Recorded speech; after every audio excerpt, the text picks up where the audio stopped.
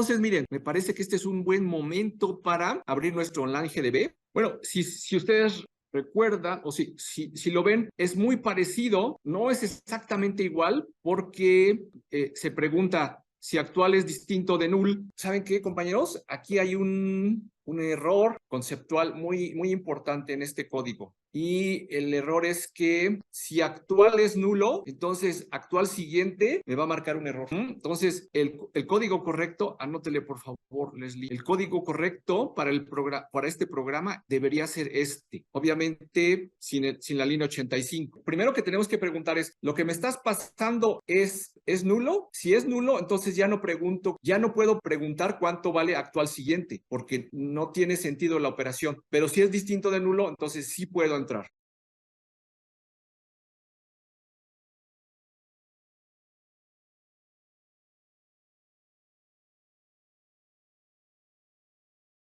Y estoy insertando, por cierto, no estoy insertando en un orden ascendente o descendente, ¿no? Estoy insertando simplemente en el orden en el que me los están pasando, ¿vale? ¿Sí lo ven? E invoco la función visita. Ni siquiera tendríamos por qué preguntarnos en este momento cuál es la longitud de la lista. Listo, ahí está. Quiero que vean.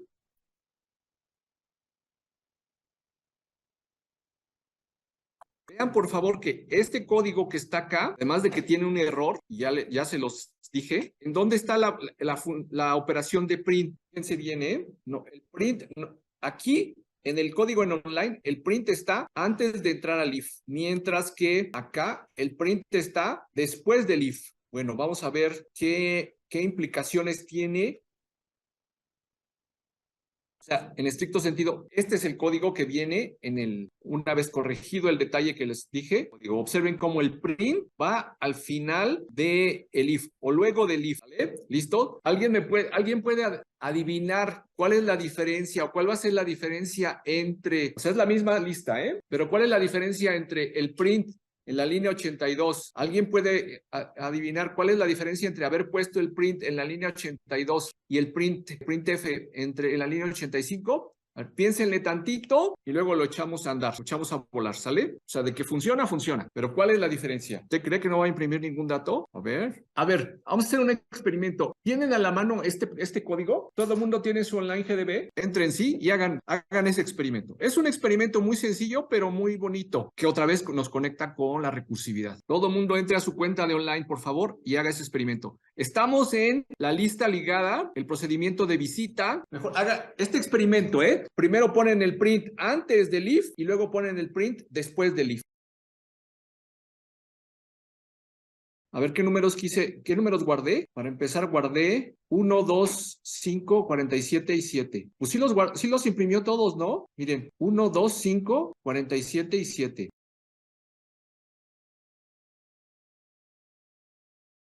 A ver, lo ponemos acá. Otra vez, va de nuevo. Print aquí. No cambié el orden en el que fui insertando, ¿eh? Eso no se cambió. Este procedimiento, lo único que moví quiere decir que el procedimiento de inserción no se modificó. Me están poniendo, eso sí, para que veas, Oscar, dependiendo del caso, imprime la lista, vamos a decir, del principio al final, en un caso, o de adelante para atrás, o de atrás para adelante, ¿sale? Eso es lo que está pasando. Aquí, como le estoy poniendo, con el print en 82, va a imprimir la primera posición, la segunda, la tercera, hasta la última. Así. ¿Por qué razón? Porque fíjense, el primer elemento, de alguna manera, esta lista ligada está funcionando como un TDA cola. ¿Quién fue el primero en insertar? El 1. Entonces va hasta delante de la cola. ¿Quién fue el último? El 7. Entonces va hasta atrás de la cola. O sea, se fueron insertando simplemente como fueron llegando. Sí es el caso que yo imprimo, que yo pongo el printf en la línea 82. Cambio, yo pongo el printf en la línea 85, imprime, se va al final de se va al final de la lista o al principio de la cola, si lo quieren ver así, y lo imprime 1, 2, 5, 47 y 7. ¿Ya lo vieron todos? Aquí la pregunta es, ¿y por qué? Fíjense cómo el orden en este programa es muy importante, ¿no? No es lo mismo poner una simple línea de código, hace una diferencia muy importante. Y la razón fundamental es por la invocación recursiva. Fíjense bien, nosotros tenemos esto. 747-521.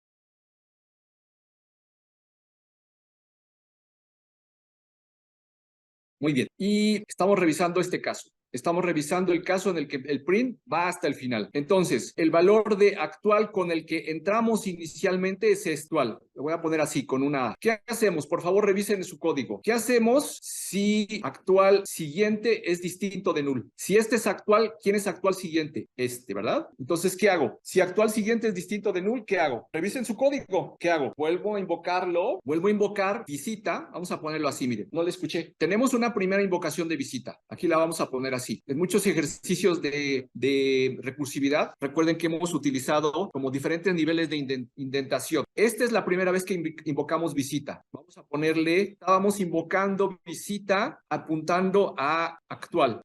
Y lo que hicimos fue preguntarnos, si actual siguiente es distinto de null, entonces ahora lo que vas a hacer es visita actual siguiente. O sea, estamos invocando visita con este nuevo apuntador. ¿Y qué hacemos en ese caso? Volvemos a preguntarnos si el nuevo, ahora este apuntador que nos están pasando, ahora ese es el actual, lo que en esta invocación entendemos como el actual. Este es el nuevo valor de actual. Y nos preguntamos si este apuntador es distinto. Bueno, entonces lo que vamos a hacer es lo siguiente. Para que se haga más corto mi notación, permítanme, en lugar de ponerle actual, voy a ponerle así nada más.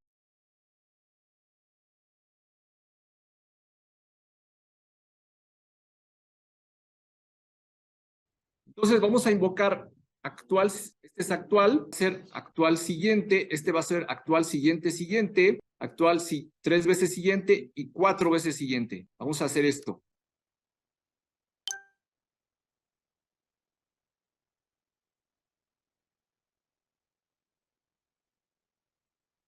Pero en ese momento, cuando estamos, déjenme ver, 1, 2, 3, 4, 5. 1, 2, 3, 4, 5. En ese momento, cuando pasamos como parámetro este apuntador, nos damos cuenta que lo que sigue ya es nulo. Y entonces, ¿qué hacemos en ese caso? Ya no entramos en el if, ¿y qué hacemos? Pues simplemente imprimimos, pasamos al renglón 85. Pasamos al renglón 85, o sea que imprimimos el dato que está acá, imprimimos el 1. ¿Y luego qué hacemos? Y luego regresamos de la anterior vez que invocamos visita, y regresamos de este if, perdón, cerramos esta llamada.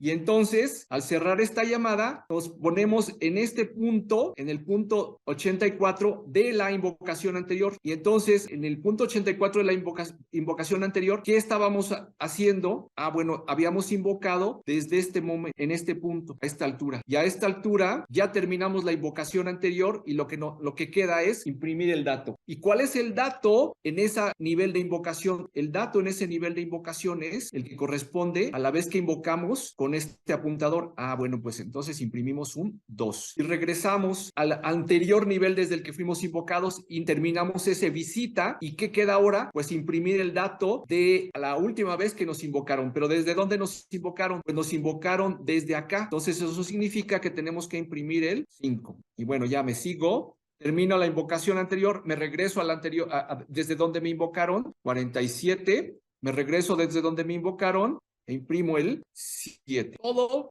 porque yo cambié el orden de una instrucción en un procedimiento recursivo. Entonces, estábamos parados, estábamos acá. Todo comenzó por este asunto que además de todo, ese código tiene un problema. Bueno, y entonces queremos convertir ese código de recursivo a iterativo. Ahí está lo que acabamos de decir.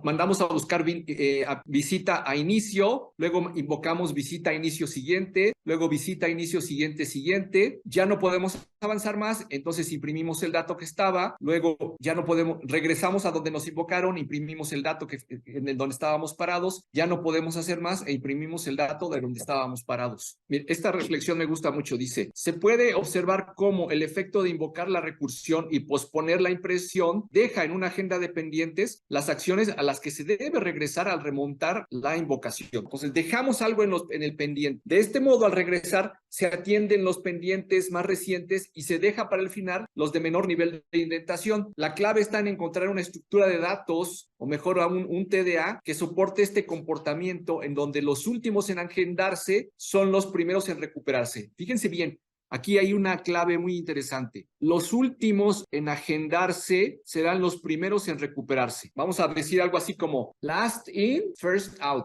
¿A qué le suena eso? A una pila. O sea, vamos a usar una pila. Se asumirá que esta se declara en un contexto al que el nuevo procedimiento de visita tiene acceso. O sea, no declaramos aquí la pila. Pero observen lo que hicimos. ¿Cómo estamos recorriendo la lista ahora? ¿Dónde estamos?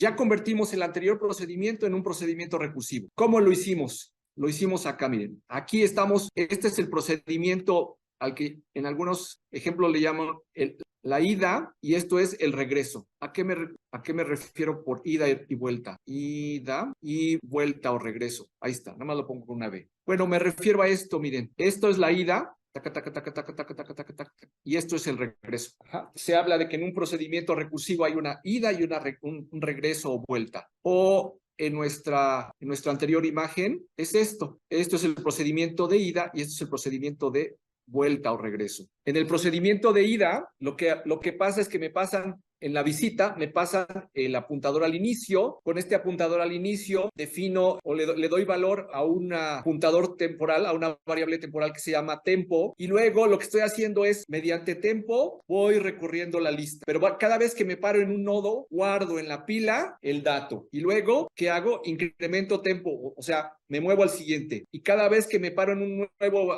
nodo, guardo el dato. ¿En qué momento termino de hacer mi recorrido? Cuando tempo es igual a null, es decir, cuando ya llegué al final de la lista. ¿Qué quiere decir eso? Que entonces ya terminó la parte de mi recorrido de ida. Entonces tengo que entrar a la parte de regreso o vuelta. Y entonces en ese momento lo que hago es, entro a la pila y empiezo a vaciar la pila.